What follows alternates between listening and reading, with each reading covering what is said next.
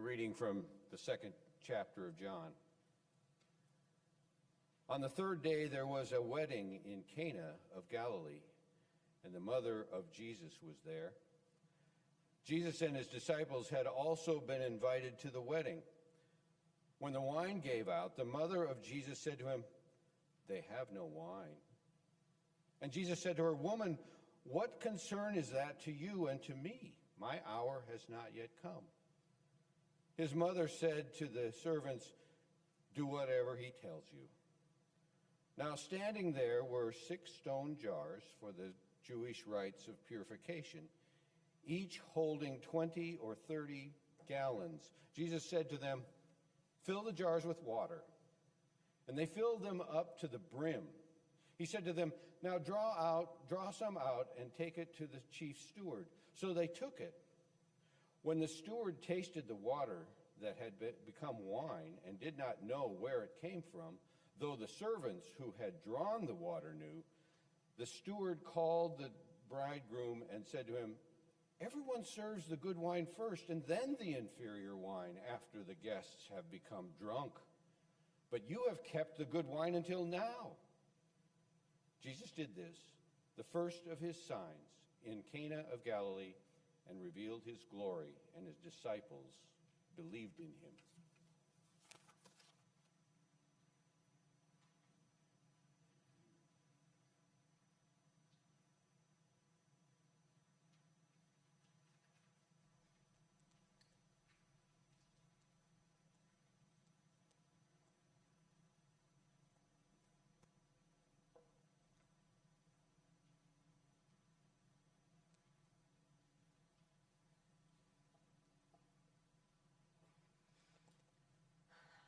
Friends, there is a weird place on the internet called Reddit. And there it's all kinds of things. But among some of my favorite things that exist on Reddit are threads called "Am I the A-hole?", where people write down a story that is going on in their lives and ask all of the internet, which of course is filled with the best kind of people, whether or not they were in the wrong. And I would like to share this with you this morning. It's abbreviated to AITA, MID, for being mad at my husband's weird family member for turning water into wine at our wedding. It's a throwaway account, so my husband's cousin's weird followers don't pile on me later. It says, "So I, 23 female, planned this really gorgeous wedding in Cana, Galilee, at a hall that is usually impossible to book. The wait list is longer than the last census of Quirinius. But I got the local centurions to do me a favor, so we not only got the place, but at half price. I was kind of down because of Herod's most recent massacres, so I wanted everyone to have a great time. Dancing, drinking, maybe a little sacrificial lamb to the gods.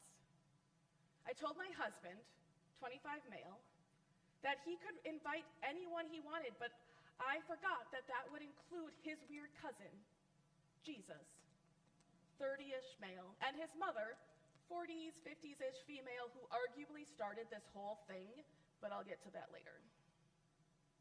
Jesus had always been kind of a show-off. The dude has a little cult of personality or something. I didn't really pay attention because I'm working on myself. But I let it go because for some reason my husband really thinks his cousin is the best thing since unleavened bread, and I just want to make him happy. So the wedding is going great, and Jesus is typically late. His dad made our chuppah, though, so he's cool. Which is fine, because I was already pretty tipsy and doing the hora. My bridesmaids started. Then the caterers came up to me saying that I had violated our contract by bringing outside drinks and was liable for a penalty 4 times the initial cost. And I was shocked because I definitely did not violate our contract. And then some idiot brings me this stone jar full of wine. Now, those were supposed to be filled with water, so we'd have fewer people puking in the barn out back. So, of course, I get suspicious. I go to investigate, and Jesus and his mother Mary are presiding over a crowd of people claiming he performed a miracle by turning water into wine. I don't believe any of this for a second. But Mary told everyone there wasn't any wine left, which was untrue, and Jesus was ordering the staff to bring out more jars so he could work on them. Excuse me? This is my wedding, not a space for you and your weird cult. When I said this to Jesus, he had the nerve to tell me that his miracle wine was better than anything we had been serving. I was so angry and offended, I told them to leave. But everyone kept whispering that I was a crazy person. The guests were like, "Hey, you should be so proud. Your wedding is the site of a major historical, political, and spiritual event with ramifications we have yet to understand. Let this one slide. Isn't it great that you didn't even have to pay for the booze?" But am I wrong to think that this is complete BS? Because the caterers definitely did not care about the historical, political, spiritual ramifications when they gave me this invoice. Not to mention all of the drunkards who cost me my deposit when they puked everywhere. If I remember correctly, God said plenty of things about drunks, and I don't see Jesus doing anything about them. As I mentioned, this was to be my special day, a day all of Cana should have remembered for it to be one heck of a party. And now this miracle that Jesus did and my wedding, now it's all about this miracle Jesus did, and my wedding is relegated to a footnote in history. I told my husband that we're making Jesus and his mother pay for half the costs, as this is their fault that it happened in the first place. But he won't stand up for us. He thinks Jesus did us a favor. I'm being unreasonable and inhospitable to his family members. I feel unsupported. I moved back home into my dad's house until he apologizes and makes his family pay the tab. But am I the a-hole because Jesus and his mom made my whole wedding about them? Edit. In response to all of the comments, yes, the miracle wine was actually pretty good. But that's not the point. Edit 2. I'm going to stop answering the comments because so many of you think I'm missing the point, missing the bigger picture. Do you know what I had planned for the money I now have to pay? I was going to stash it away for our future son so he could go to the temple and get a temple education like the one Jesus walked right into. Not all of us are lucky enough to be proclaimed the Son of God and get a full ride with the Pharisees. Final update. I moved back in with my husband. Our first kid is on the way. But we heard something was going down with Jesus out in Jerusalem, so I decided to let it go. Anyway, Jesus promised to do us a solid and get us and in with his Father who art in heaven, which sounds pretty useful in the future, but I'm not sure. Sounds sketchy. I don't know, we'll see. End of post. And I think it's really fun to wonder how everyone else reacted to Mary and Jesus and all of Jesus' friends and this whole wine situation. I'm certain that the servants who knew about how the water had become wine had told everyone. So everyone knew by the end of the celebration, which could have lasted days. But imagine running out of your beverages for an event when there are still several days of celebration left. And imagine what would happen when everyone found out. how they would walk home and then not come back tomorrow. How this would be the wedding that everyone would talk about for years to come. Oh, did you hear so-and-so are getting married? Hopefully it's not like that wedding. You know, you remember that wedding? The one where they ran out of wine really early? Because weddings are a big deal, and the whole community would be invited. And maybe the weddings would set the expectation for the couple, for their life together, how others would think of them and interact with them. In the real world of Reddit, wedding posts,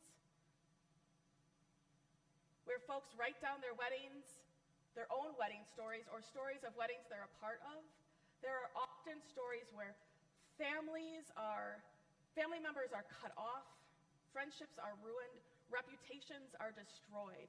It's a wild place out there. And you don't want to be that wedding that goes viral.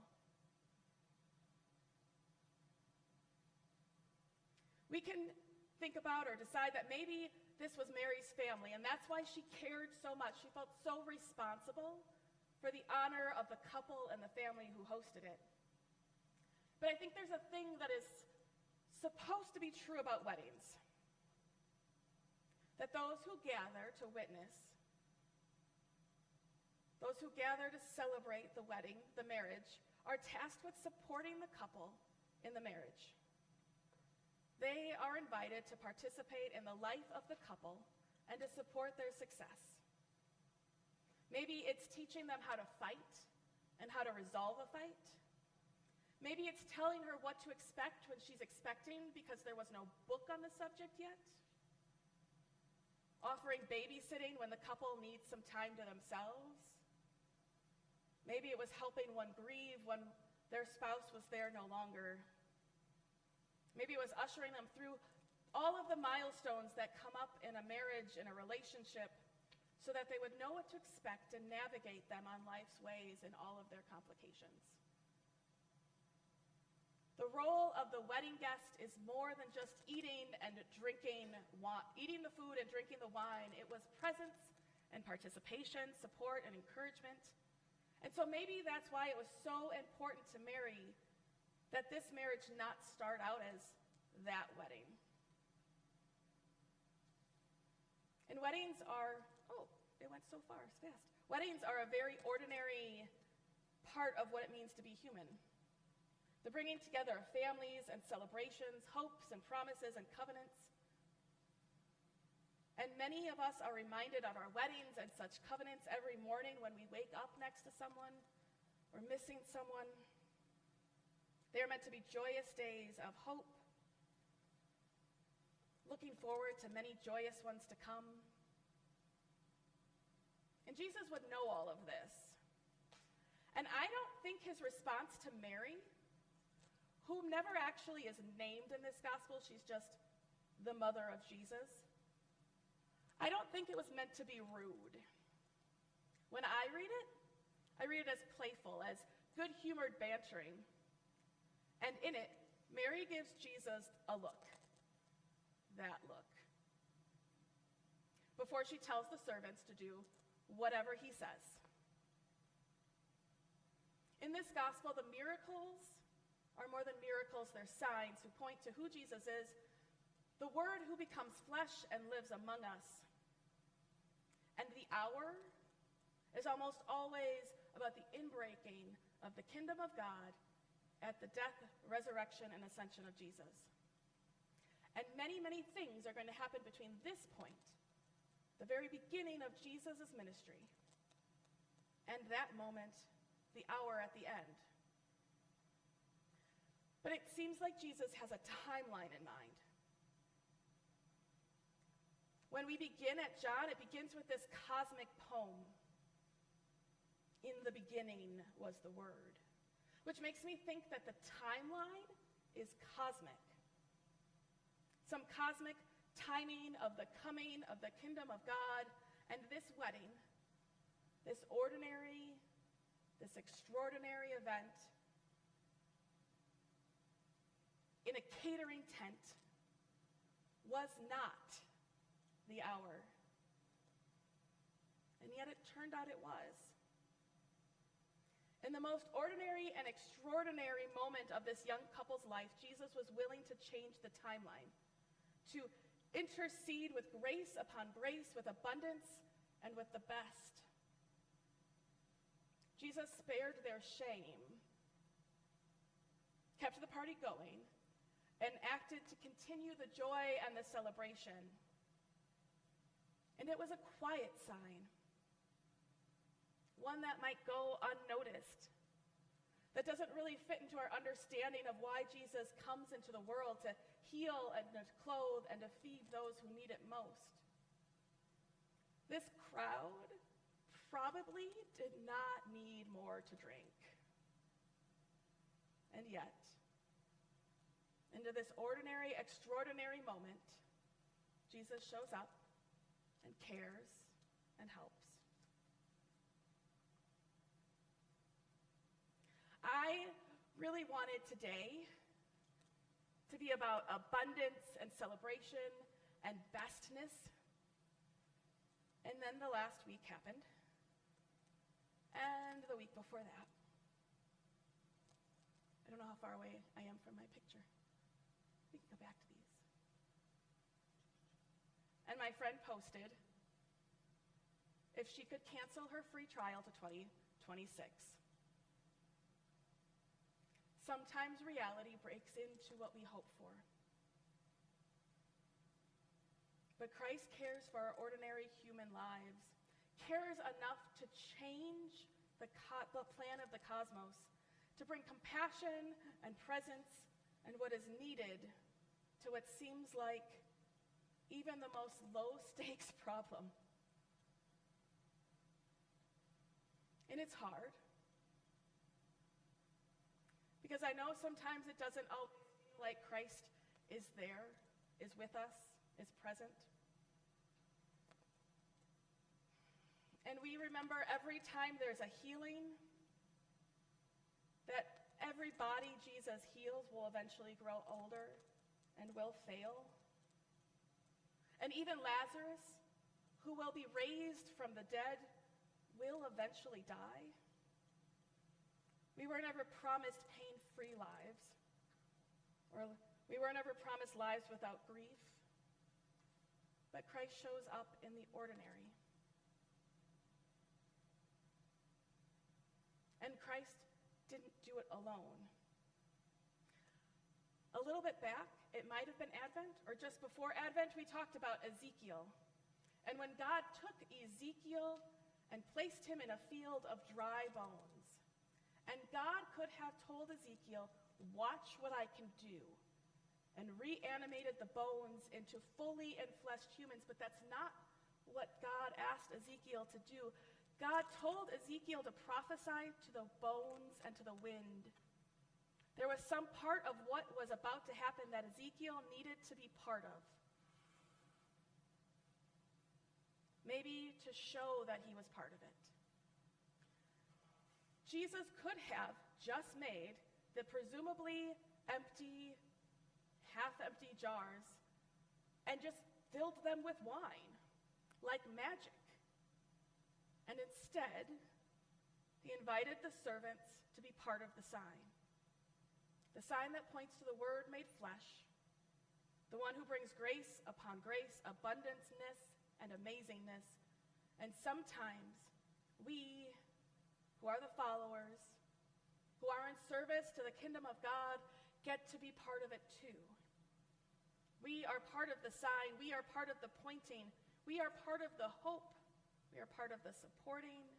We are part of the showing up, of the caring for the ordinary, the extraordinary tasks of being human. Because it is easy to get bogged down into the messiness, the struggle and the suffering. It's easy to get lost in everything that seems terrible. It's easy to get lost in the problems of your husband's weird cousin and lose the miraculous. As I thought about how people engage, I was reminded of the Cajun Navy, a group of people with boats and a desire to care for people who during floods and hurricanes are out on the water rescuing people and animals and bringing resources to those in need. They're not a formal Navy. They just take their own boats that they happen to have and their own passions. And I keep watching videos of this organization called Adventures with a Purpose. It was a group of scuba divers who wanted to get vehicles out of bodies of water, and then they started finding bodies in vehicles. And now their mission is to find people lost to the waters and to give answers and bodies back to their loved ones. And it's gruesome, and it's sad, and it's beautiful. And I think of them because they take what they already have, what they already know, the gifts, their training, their passions, what they're capable of, and they have found a way to care for the lives of others. And I think that's what we're called to do, to take what we have and what we do and what we can do and point to Christ. And I wish there were easy words for weeks like these and days like these. I wish Mary, sitting, hanging out next to Jesus, would just give him that look, and he would fix everything in our world today. As easy as making wine from water. And I can hope and pray and weep and scream, and then maybe I can fill some jars, or write a letter, or make a phone call, or show up and point to Christ, the Christ who cares about our lives, about our ordinary and extraordinary lives, and know that we are part then of the kingdom that is coming and the signs that point to Christ.